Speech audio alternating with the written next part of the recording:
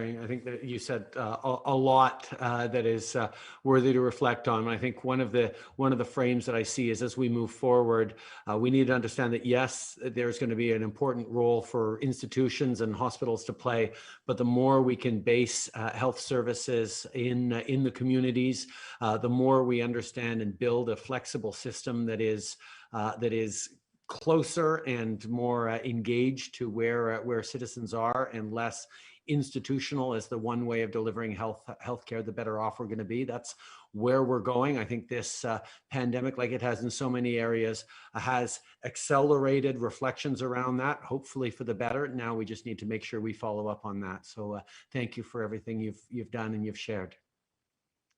Well, thank you, Prime Minister. And you've met this next speaker on a previous Zoom with our friend Kevin Lamrou. Dan Carlo Buenaventura is from the Philippine Nurses Association of Manitoba. Dan, magandang hapon. Magandang hapon, Mr. Member of the Parliament, Terry Duguid.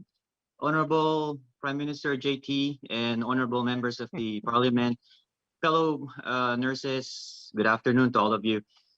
So I represent the Filipino Nurses Association of Manitoba. I am an internationally educated nurse originally from the Philippines. I now work at the Health Sciences Center and in a medicine unit, and also as a travel nurse. All I can say is I am truly blessed. I feel that I'm truly blessed to be nursing in Canada. The one reason I say that is because I could attest to the abundance of support that the government is providing for the healthcare workers. The system may not be perfect, but I do appreciate all the efforts and the help, starting from the PPE that the government is providing us to be able to render care safely to our patients, to the timely imposing of the implementing of the policies, the education that gets to us right on time so that we would know exactly how to care for and nurse for patients who are infected and affected by COVID, and for us to be able to help protect ourselves and be healthy and be able to come back healthy to our families. I do appreciate all those help and effort from the government. This really has been a challenging and sad times for everybody.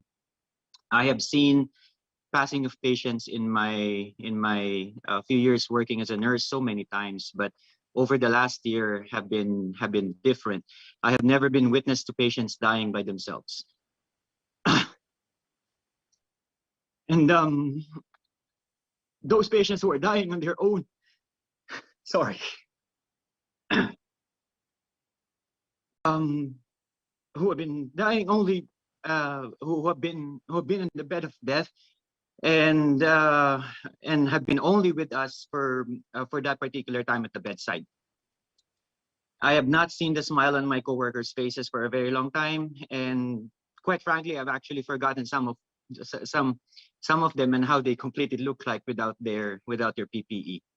These are only some of the challenges that the pandemic had brought along in our nursing profession and daily grind. But some of the more burdening challenges that we still face, I think, are rooting deep towards are deeply rooted on the staffing issues. And nurses have been working long hours time after time. And I think some of my colleagues here have mentioned that already. And we have been stretched so thinly that some of us have been emotionally and physically tired over the last year.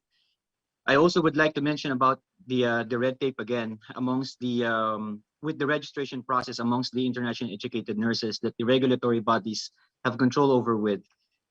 We have the province have lost many nurses. The IENs have been going through. The IENs originally were nominated to work and live in Manitoba, had decided to go to other provinces, particularly in Ontario and the Maritime provinces, because they find that the registration process there is somehow much more fairer than what we have here in Manitoba. Although I, for one, and of course I know that many of us nurses have pledged to come and work for our patients, and as we say, we will answer the call day in and day out, 8 hours or 12-hour shifts, whatever shift that is, whoever we have to care for, whatever age, race, religion, beliefs, whatever kind of illness, we will be there.